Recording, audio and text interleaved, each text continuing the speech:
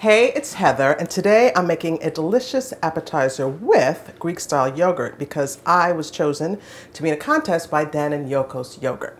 And the recipe is for a savory bacon crostini. The really nice thing about this dish is that while I'm sort of swapping out some high-fat things for lower-fat things, flavor uncompromised, and not only do you get a lower fat content, you boost the nutritional content. First things first, of course, the bacon.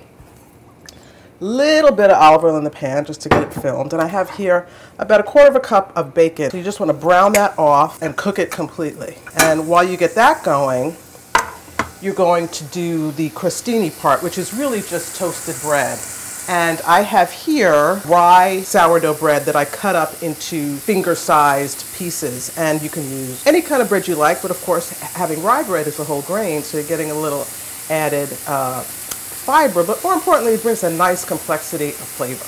And you just cut it up into whatever slice size you like. Bake it off, 350 oven, about 10 minutes. You can burn bread in a blink, so you kind of got to keep watching it. All right, so now I'm going to add my sliced shallots. I have about 1/2 cup. Or you're not trying to caramelize them, but if you pick up a little color, that's okay.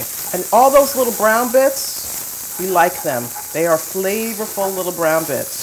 So you can almost use the liquid coming off of the shallots to sort of deglaze the pan. And if that's not enough, you can always add a tablespoon of water just to get it going, because that'll help the shallots cook and it'll pick up all that crystallized loveliness. Okay, so now you can see the shallots have picked up a little bit of color. They're soft. I'm going to add some mushrooms. I just have here basically white button mushrooms. I threw in a couple of shiitakes.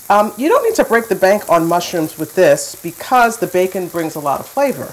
I also like to add a little seasoning. Even though the bacon is salty, the mushrooms and shallots are not. So I want to make sure they get a little salt, and that will help the mushrooms release their juices.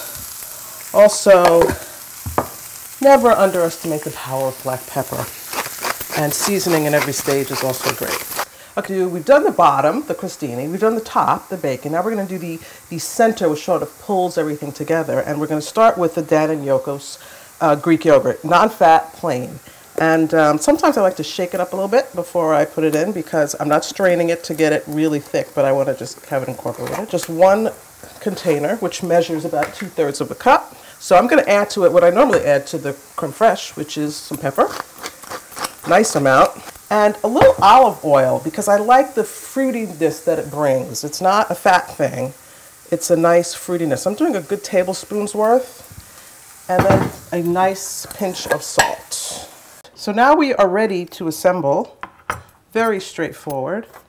Just spread a little of the yogurt mixture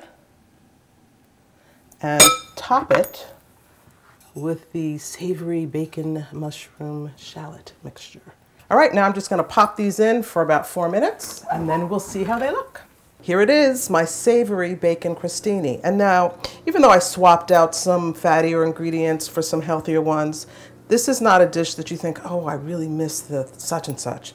It's shifted enough so that it's a completely different thing. Little familiar flavors, but it's its own entity. And now I'm going to do the best part. Just give it a taste.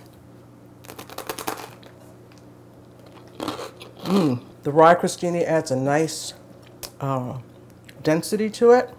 The yogurt meets the sort of richness of the bacon beautifully. I encourage you to make this. Again, this is a contest, a holiday contest with Dan and Yoko's Yogurt, which means that I could win. So feel free to give me a thumbs up and a vote if you like my recipe. Thank you so much. See you next time.